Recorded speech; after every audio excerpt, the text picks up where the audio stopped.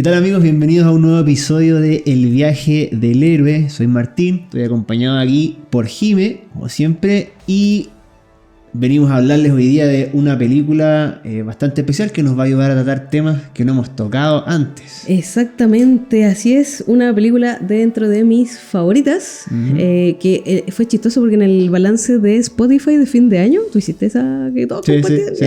Decía que yo soy, no me acuerdo la palabra que usaba, pero como de esto, audio escucha fiel, es decir, que voy al mismo tema, al mismo ritmo, 1 y 10 veces, y debo reconocer que este es el caso, que la puedo ver de nuevo mañana más rato y no me voy a cansar.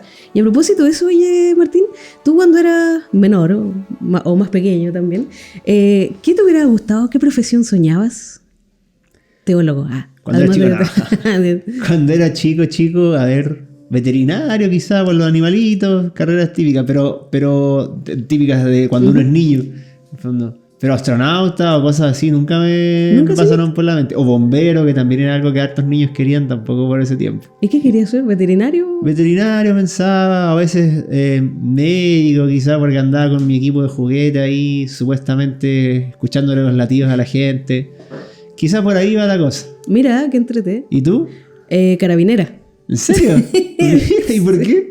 No sé, no te podría decir por qué. Y de hecho alguna vez lo consideré, pero por estatura. Como tú ya sabes, no es muy amplia mi estatura.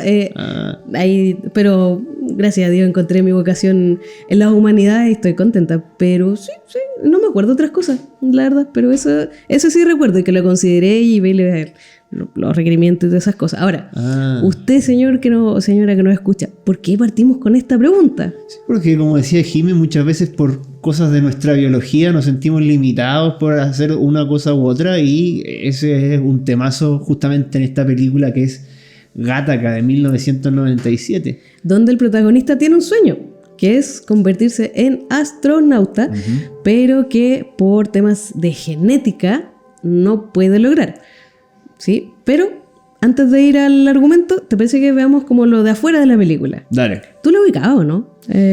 La ubicaba, había escuchado de ella, sabía más o menos que era una distopía de ciencia ficción, pero no la había visto antes de preparar este episodio. Sabía que a ti te gustaba mucho, así que por eso estamos cedí aquí ante la insistencia. Es que de hecho es considerada uno de los clásicos. Fue estrenada en el 97 y en realidad es como un caso de entre ciencia ficción y un puzzle policial. Ese es como el leitmotiv de esto.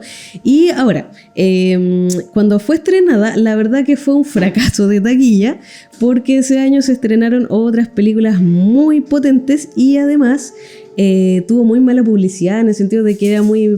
La verdad que el estudio le tenía muy poca fe al director porque era una persona relativamente desconocida. Entonces, debutante. Sí, debutante total, que de hecho triunfó con la otra película y de hecho el triunfo de la otra película del director, que es The Truman Show, la gente se preguntó, ¿y qué hizo antes este caballero?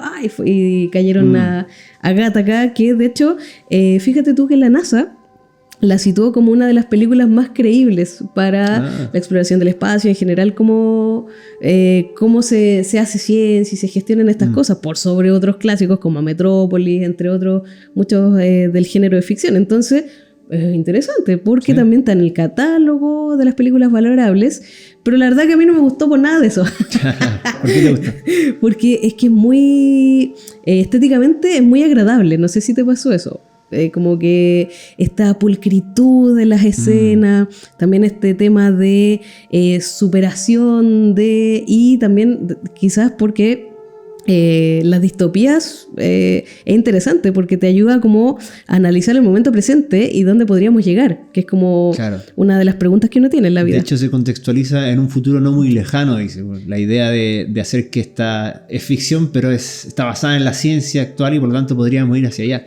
Exacto. Y cuéntanos por qué es una distopía. ¿Qué clase de mundo es este? ¿Por qué una persona por sus cualidades genéticas es considerada inferior o incapaz de alguna profesión? ¿Cómo se está viviendo en ese mundo? Efectivamente, es una distopía porque en el fondo nos plantea una posible realidad, y a mí me gusta eso que dice en un futuro no tan lejano, porque en general la ciencia ficción y cuando te muestran sociedades distópicas es como muy lejano, muy improbable, pero esto es como uno ve y podría ser pasado mañana, y está toda la discusión que después podemos retomar en el análisis del transhumanismo, entre otras temas que se están discutiendo. Entonces, ahí ya tienes una clave bien importante que es en el fondo los humanos del futuro, cómo van a ser, cuál Claro. va a ser la discriminación que vamos a sufrir o ejercer nosotros mismos en lo que nos viene más adelante. Claro, el mundo donde crece Vincent es un mundo donde la gran mayoría de la humanidad crece fecundada in vitro. Los padres pueden seleccionar cuáles van a ser las cualidades genéticas del que está por nacer, seleccionar a partir de una serie de posibilidades o de embriones cuáles serían sus cualidades, ¿cierto? Físicas, pero también sus fortalezas. Exacto. Incluso algo de su personalidad también aparece ahí. Exacto. Lo cual introduce también el tema de la predeterminación y todo eso que también va a hablar en el show de Truman. Oye, y eso no es tan lejano. Fíjate que hay exámenes que tú puedes hacer cuando estás gestando. O sea, el más clásico, ¿no es cierto?, es la primera ecografía, donde Sí. se detecta el síndrome de Down, pero te pueden extraer parte del líquido amniótico y hacer un perfil genético. Y en el caso de la fecundación in vitro, eso ya es muy... De hecho, puedes limpiar el embrión para sacarle ciertas cosillas. O sea, de verdad que cuando él puso en el 97 un futuro no tan lejano, es que Claro. eso ocurrió.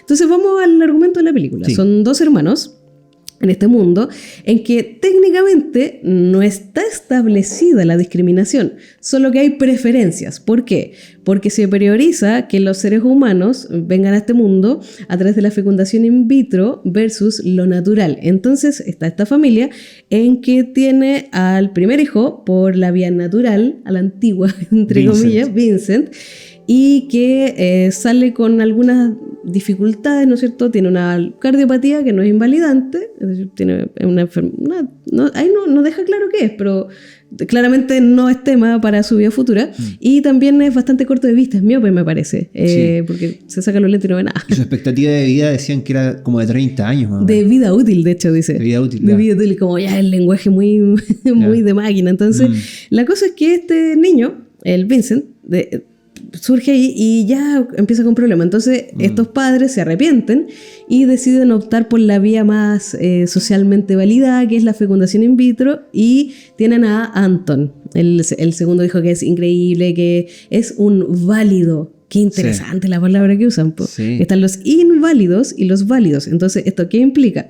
Que los válidos, al ser un mejor producto, llamémoslo así, tienen mejores oportunidades laborales y pueden optar a ciertos trabajos. Por ejemplo, Sí. ser astronauta. Sí. En cambio, Vincent, no. Y, disculpa. No, Ya. vale. Y estos hermanos van a desarrollar una relación bien poco filial, que van compitiendo, donde se supone que Anton siempre el que gana, Claro. pero tienen, que va a ser un momento clave para el final de la película, tienen esta, que también es muy de hombre, ¿eh? Yo no... La competitividad. Sí, pues, con mi hermana competíamos de otra manera, pero yo con mi hermano recuerdo que él me hacía competir, entonces es como una característica medio masculina al parecer. Ellos tenían una competencia, que era entrar a la playita, nadar, una playa bastante más tranquila que la de la quinta región en todo caso, no Claro. tenía tan marejadas del terror, y nadan el juego de la gallina, creo que se llamaba. Sí. ¿Quién puede entrar más allá y devolverse? Entonces le costaba siempre a Vincent, porque era el defectuoso, entre comillas, el mayor, hasta que un día gana. Le gana a su hermano perfecto. Y dice, entonces si yo le puedo ganar a él, que es el perfecto, entonces yo puedo lograr lo que quiera en mi vida. Y uno dice, ay, qué linda la película de autosuperación, pero no es así, porque en todos lados hay lectores de genes. Sí. Entonces, en el fondo, tu discapacidad o tu invalidez te persigue a donde vayas, y ahí viene otro momento clave, que es cuando Vincent conoce a Jerome Eugene, interesante el nombre porque aquí está todo bien pensado, es una persona que está en silla de ruedas, que fue un deportista de élite y que sufrió un accidente que después sabemos que no es tan accidental, y que le dice, tú puedes vivir a través mío. Sí. Y hacen todo un plan muy entretenido, muy bien pensado, que yo creo que es poco llevadero a la realidad, porque uno siempre está botando, ¿no es cierto?, huellas de sus genes, y le dice, tú vas a ser yo ahora. Y se pone peluca, se limpia, porque ellos para entrar, por ejemplo, a los lugares tienen que poner el dedito, no sé qué, entonces sangre, le va a prestar sus genes. Y logra entrar a Gattaca, que es el lugar digamos, donde se entrenan estos futuros astronautas, viviendo la vida de Eugene, el que tenía una genética perfecta, que era un ganador, pero que estaba en silla de ruedas. Y ahí viene como todo el desarrollo de la trama, hasta que en Gattaca, esta gran corporación, ocurre un asesinato. y se empiezan a buscar a los culpables, y ahí donde entonces todo este proyecto de Vincent se ve en jaque porque encuentran una pestaña eso. En la escena del crimen. Eso, o sea, ahí se me había olvidado. Porque sí, en su vida pasada, antes de hacerse pasar por Jerome, él donde iba lo detectaban. Entonces, claro, de hecho a los jefes les llama la atención, uy, qué pulcro. Porque él no, ¿te acuerdas de esa escena del tecladito donde él pasa la aspiradora? Sí. Siempre limpiaba, era como... No quería dejar residuos. Como la vida antes del COVID, así como... Claro. Después de COVID andamos todos limpiando, así claro, como... Él era el extremo de eso. Entonces, claro, él obviamente se detecta que hay un inválido en Gattaca y giros de la vida, el detective del caso es el hermano de Vincent. Y bueno, ahí para no dar tanto spoiler, la cosa es que tratan de resolver el caso, ¿no es cierto? Entre medio vemos que este Eugene perfecto en realidad no había soportado el peso de la perfección genética y él había provocado su accidente. Y a propósito de esta competencia que vemos entre los dos hermanos, Anton se revela a Vincent, oye, no sé qué, y hacen de nuevo el juego de la gallina. Sí. Y Vincent logra equiparar a su hermano mayor, pero le dice, ya no tengo energías para devolverme. Y al igual que cuando eran chicos, casi se ahoga y tiene que ser rescatado nuevamente por este hermano genéticamente menos espectacular y todas esas cosas. Y, ¿cuál película con final feliz? Logra salvar entonces Vincent el último obstáculo, que era la muestra de orina. ¿No es cierto? Que no la logra salvar en realidad porque haya tenido una orina de Jerome, sino porque el médico que hacía esos exámenes, que estaba ahí en esa especie de control, sí, lo deja pasar, en fondo, y se convierte, hace este viaje a Titán, esta luna de Saturno donde querían viajar. ¿Sí? Exactamente, porque Jerome le cuenta a Vincent que él había recopilado material genético como para que viviera dos vidas. Sí. Y si recuerdo bien, creo que el médico era el papá de Jerome, o era pariente, porque le dice, él era zurdo, o tú eres zurdo y él era diestro. Se fija cuando... Un detalle, es que la he visto muchas veces. Ya, sí. Así y para quienes se preguntaban, el culpable del asesinato es el director de Gattaca, porque corría el peligro de que cancelaran toda la operación y el director quería que siguiesen adelante, y al final Jerome se exime de ser culpable.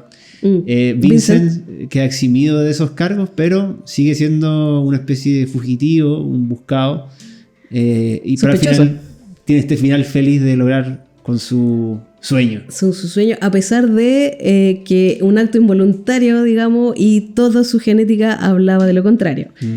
Eso es un poco el argumento de la película, que ya es muy potente y entretenido por sí mismo. Sí. También como el director viene del mundo de la publicidad, la estética es muy interesante, planos bien pensados, la música incidental y también todo el trabajo minucioso que hace Vincent y Jerome Eugene, que significa como bien hecho, así como, como perfecto. Bueno, así. Una alusión a la eugenesia, que es el gran tema y de hecho, científico mira, que está el nombre de la película, Gattaca, que de hecho eso fue, dicen, lo que estaba leyendo, que fue uno de los factores de su fracaso, como qué palabra más rara esto. Viene de la secuencia del ADN, que es un acróstico, que es guanina, adenina, timina, y todas otras cosas. Adenina, citosina y adenina, en el fondo ahí forma esa palabra. Entonces, todo el tiempo está hablando, esto casi parece clase de biología, ¿no es cierto? Y de hecho en la casa de Jerome es una espiral. Y la empresa es con espirales, pero el tema no es hablar del ADN, sino que precisamente de esta sociedad distópica en el cual tu destino en el fondo está fuera de tu control. Y de hecho, ¿sabes qué? El título original de la película era El octavo día. A propósito, haciendo clara referencia como a una creación fuera de los 7 días del Génesis. Entonces, como ya había una película con ese nombre, el director tuvo que cranear algo diferente y especial, que yo creo que fue un acierto, cosas accidentales pero que provocan esta genialidad, ¿no es cierto? Y por eso pensó en Gattaca, porque todo el tema genético, el ADN, y va a proponer esto que en su momento no fue tan de referencia, pero que nos tiene aquí sentados unos 20 años después. Pero yo creo que hay algo más que podemos leer de acá. Lo primero, lo que salta a la vista, efectivamente, es la eugenesia. En el fondo, cómo el ser humano se sitúa como creador de otros seres humanos. De hecho, eso suscita el gran tema que es relevante para la filosofía y para la teología también, que es esta tensión entre la predeterminación, por una parte, y la posibilidad de libertad del ser humano, que parece que es un tema que igual fascinaba a Andrew Niccol, que es el guionista y director de esta película, que también hace el guión al año siguiente de El Show de Truman, que tú ya mencionabas, donde también vemos ciertos paralelismos, aunque a un distinto nivel, un distinto contexto, de un personaje cuya vida ya está determinada de antemano. En el caso de uno por su biología, en el caso de otro por Christoph, el creador de este mundo de Truman. Y en ambos casos vemos un tipo que trata de superar eso, en el fondo, salir más allá y con la posibilidad de poder, buscando la posibilidad de desarrollarse, de poder hacer algo distinto, si es que tal cosa se puede lograr. Entonces, claro, como tú mencionabas, en este mundo que vemos en la película, saben todo de ti ya al nacer, cuánto vas a vivir, en qué cosas te puedes desempeñar. En teoría se supone que está todo garantizado, pero en la práctica vemos que no es tan así, que este tipo es capaz de superarse, que Jerome es vencido por esa misión o esa vocación al éxito, no puede lograrla, pesa demasiado sobre su vida, al final acaba acabando con su propia existencia. Y hay cosas que son muy llamativas, por ejemplo, cuando... una de las cosas que me llamó la atención es cuando Vincent va a una entrevista, supuestamente, y uno está acostumbrado a que en una entrevista conversan contigo, te conocen, cómo te expresas, lo que piensas, etc. Y la entrevista al final resulta ser un examen de orina. O sea, el ser humano en esta historia es reducido a su biología, en el fondo. Eso es lo único que nos interesa y lo que te define, en el fondo, como ser. ¿En qué consistes tú? Creo que la película, en ese sentido, obviamente critica eso. De hecho, pone frases fuertes, como en un momento un personaje dice que convertimos la discriminación en una ciencia a través de lo que está sucediendo ahí.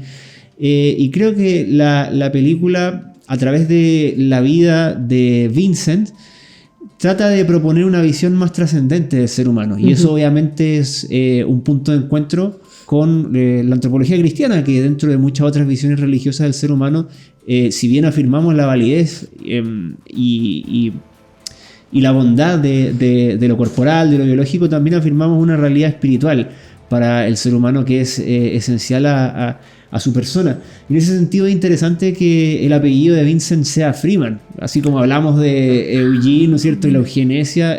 Vincent es Freeman, es decir, el hombre libre. ¿Qué consiste entonces la verdadera libertad? ¿O es capaz de ser un hombre libre este tipo cuya vida se supone que se conoce de antemano, que está destinado a ser un inválido, ocupando los términos de esa sociedad, o no? Entonces, creo que, según lo que yo veía, apuntaba todo esto a esta visión trascendente de que trata de salir de sí mismo, de superar esas barreras.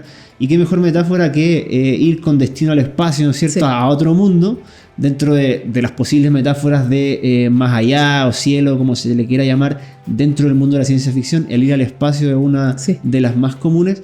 Y la última frase es que él dice que se está dirigiendo a una estrella y que probablemente, por lo tanto, siente que está volviendo a casa, quizás. Sí. Entonces, eso de que nosotros seamos polvo de estrellas, como se suele decir hoy en día, o de volver, o de mirar allá para ver los orígenes, es, en cierto modo, creo yo, una metáfora de esta realidad trascendente del ser humano, que posee una dignidad que va más allá de lo meramente biológico, y que tiene que ver con esa expresión tan importante para el cristianismo y el judaísmo, que es el ser imágenes de Dios.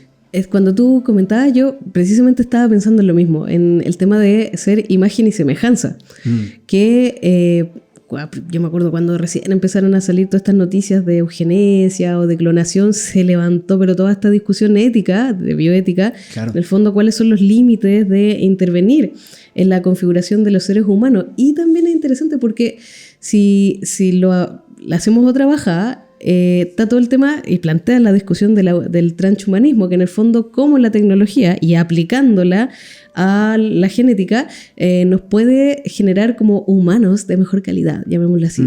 Pero es interesante porque en el fondo, de nuevo, es como buscar la felicidad, el placer, pero la imagen de Dios no deja de estar presente en humanos imperfectos. Sí. Es que eso es muy interesante porque en el fondo es como, o sea, es como la imagen de Dios está ahí en, por ejemplo, tipos como Jerome, claro. Es como súper, como dicen, como bien hechos, o está también en aquel que tiene discapacidades, que tiene movilidad reducida. no se ha ido, solo que se nota que sigue fragmentada, al igual que nosotros. Lo que pasa es que no se expresa necesariamente en nuestro cuerpo, pero sí puede estar en nuestra emoción, en nuestra mente. Y interesante porque en el fondo nosotros no queremos volver al espacio, sino que también esto que nos plantea el cristianismo de que vamos a tener cuerpo nuevo. Porque parte de la caída también afecta a nuestra genética y nuestra corporalidad. Así que esta como sociedad distópica, en esta búsqueda de como la perfección ahora ya, y fíjate que un dato bien interesante que de hecho resurgió a propósito de la película, es que en Estados Unidos, que la época que se estrenó la película, ya habían empezado como esto de las terapias genéticas y había una ley que se le conoció por GINA, que es el acrónimo para la Ley de No Discriminación por Información Genética, que había ingresado en 95. La película la estrenan en 97. Y en esos 2 años como que se había quedado dormida. Clásico de todos los congresos. Y a propósito de la película se revivió esta discusión. Y de hecho, después fue aprobada en 2008. Se tomaron su tiempo, como tú puedes ver. Claro. Pero surgió este tema porque en la película, de hecho, no era que estuviera dicho por tus genes, pero en el fondo de la práctica era así, porque sí había una discriminación evidente. O sea, Vincent lo único que podía hacer era barrer el piso y sería, pues. Entonces, de nuevo, y volviendo como al punto de partida, la imagen y semejanza trasciende los ideales estéticos de una sociedad y funcionales.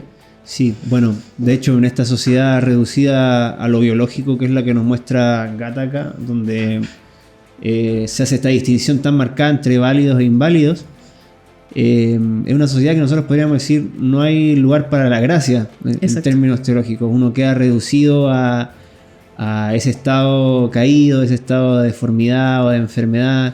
Y entre paréntesis, la enfermedad suele ser una de las imágenes o metáforas más comunes para describir esa situación de decaimiento que nosotros llamamos pecado.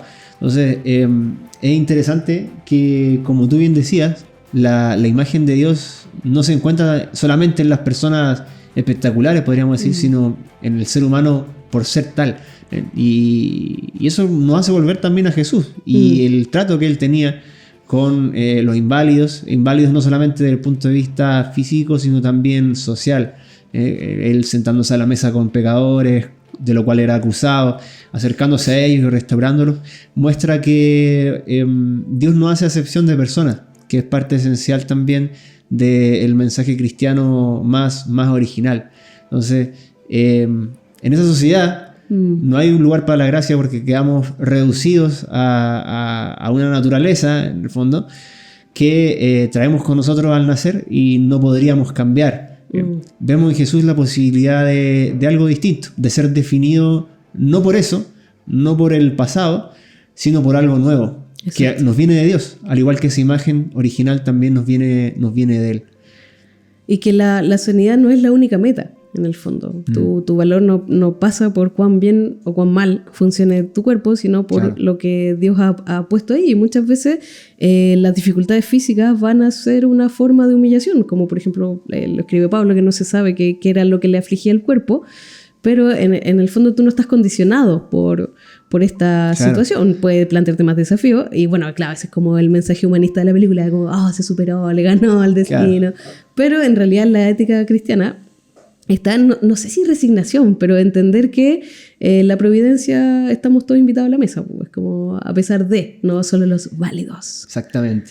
Oye, fíjate que uno de los temas más interesantes también, a propósito de esto de vincularlo con la teología de la película, es que el tema de la religión, a mi modo de ver, es bien explícito dentro del film. Si te fijas, por ejemplo, cuando Vincent narra su nacimiento, dice que él fue concebido por amor y con esto se refería sobre todo a que su madre tenía una fe en Dios y por lo tanto quería que naciese de manera natural. De hecho, es muy interesante cuando Vincent, ya adulto, habla con Irene, esta amiga y partner que se hace en Gattaca, y cuando Irene se entera de que él en realidad es genéticamente inferior, que no nació por modificación genética, le dice, oye, entonces eres un hijo de Dios. Entonces es interesante esa afirmación en particular para referirse a aquellos que no nacieron por intervención humana o bajo intervención humana, sino tal como iban a venir al mundo. Entonces se produce una tensión que es bastante gráfica, por ejemplo,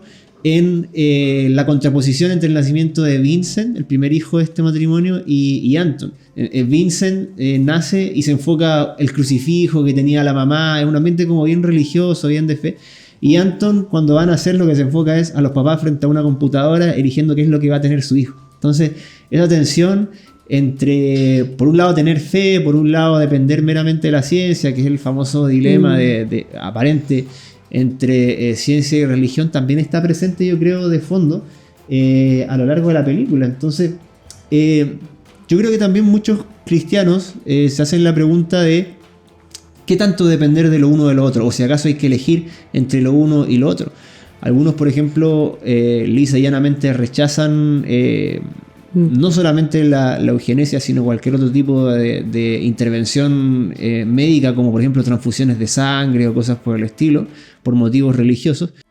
El viaje del héroe ha sido acogido y estamos acá en cafetería, pastelería, cowork, espacio familiar, casa, café, maravilloso Barón Garden, ubicado a metros del ascensor y mirador Barón en Valparaíso, donde usted, si viene al Cerro Barón, por favor pase a esta cafetería que además tiene unos deliciosos pastelillos, tecitos, entre otras cosas, que nos da la bienvenida a Barón Garden. Aquí un lugar mágico, familiar. Usted se podrá encontrar con Mafi, Julio, Benne, Gabo, además de los humanos que lo atenderán con mucho cariño y que nos dan entonces este espacio genial para poder reflexionar, analizar y, ¿por qué no?, comer y tomar algo rico. Cafetería, cowork, entre otras muchas cosas, Barón Garden.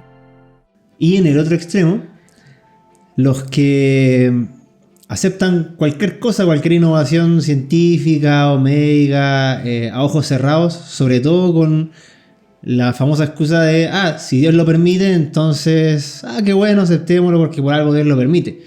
Sin embargo, yo creo que esa es una visión muy precaria de la providencia, porque en realidad, si nos ponemos a analizar, todo lo que sucede en el mundo Dios lo permite, pero eso no significa automáticamente que Dios lo apruebe. En el mundo suceden asesinatos, suceden robos, suceden violaciones, y nadie dice, nadie anda por el supermercado y dice, creo que voy a sacar estas papas fritas porque Dios lo permite en el fondo. Entonces, bueno, te das cuenta, entonces esa visión en el fondo no hace que la pregunta ética esté cerrada, sino que hay un análisis posterior que como cristianos debemos hacer, teniendo en cuenta por una parte tanto lo que dice nuestra fe sobre la persona humana, sobre la gestación de la vida, etc., como por otra parte conocer también el lado científico, médico, cuáles son las consecuencias que puede tener una determinada intervención y cuáles son las consecuencias sociales también que puede haber, cosa de la cual se ocupa bastante la película.